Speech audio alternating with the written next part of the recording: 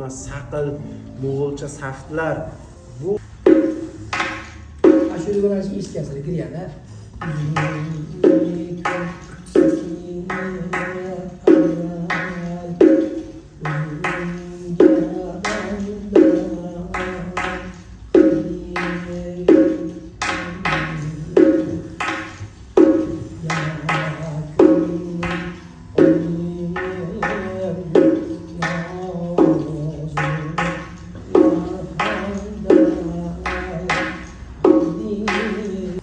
ustozlarimizdan Fayzil akam o'tiribdilar. Shu doirachilarda baribir haligi ahilchilik degan narsa bor. Hali pastda ham ko'rishdikda Fayzil akam ustozi kelishlarini bilib pastda gaplashishga men alohida rahmatulloh akamga bir sovg'am bor deb qoldilar.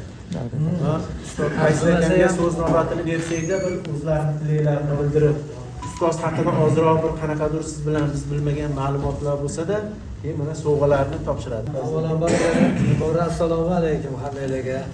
Biz ham mana yoshligimizda To'ychakam pionerlar saroyi deyiladi.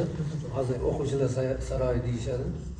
Shu yerda dam olish kunlari dars o'tardilar To'ychakam. Sahnada o'tirgan paytimizda rahmatli Boqodir aka bilan kirib kelishardi. Rahmatli aka.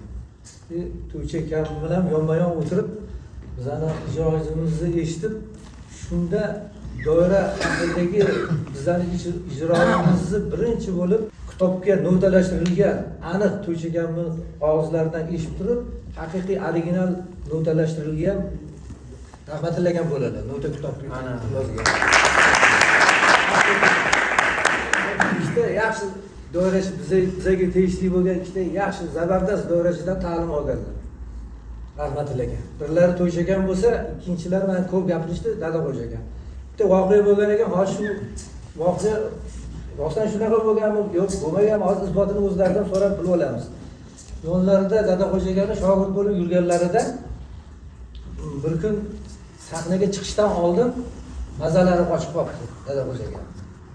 Shunda darrov rahmatli akam yelib yugurib limon choylar qilib chapon orun berib, chapon orun berib qolgan, ishlarga qolgan, bosib 5 minut 10 minut qolgan konsert boshlanishiga.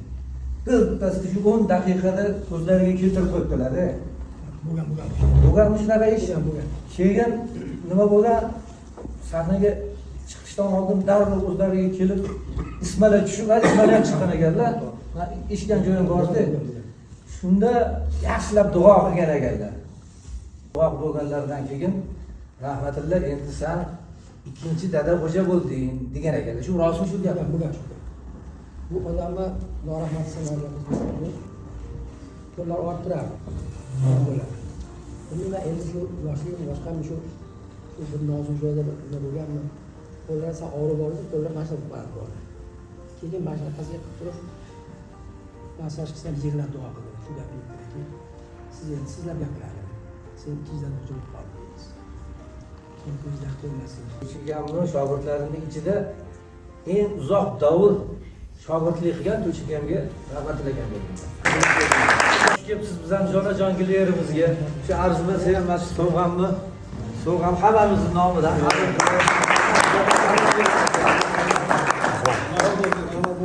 Fayzil aka rahmat. Har kim ham bu darajaga keltirishi qiyin narsa. Mana Fayzil akam shu uzoq yillik tajribalaridan kelib chiqib, mana shu doira terisini ishlab chiqardi. Hattoki shuni doira gardishini ham ta'mirlaydilar. Uni o'lchamidan tortib, erinmasdan ustalarning oldiga borib maslahatini olib shu darajaga chiqdilarki, o'zlarini muhri bilan kechadingiz-ku, Fayzil akam pardasini qo'yib, mana bu albatta bu ustozga bo'lgan e'tibor bu. Fayzil aka sog' bo'ling. Go'zal o'tdi. Har doim bizga bosh bo'lib yuring shunaqa. Salomat bo'ling. Ijodiy uchrashuvda ishtirok etganligi uchun Yunus Rajabiy nomidagi O'zbek Milliy musiqa san'ati instituti professori Rahmatilla Samadov tashakkurnoma bilan taqdirlanadi. Ustoz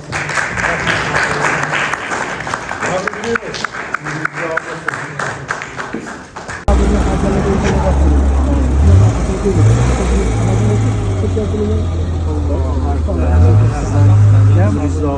Sizlarga yetib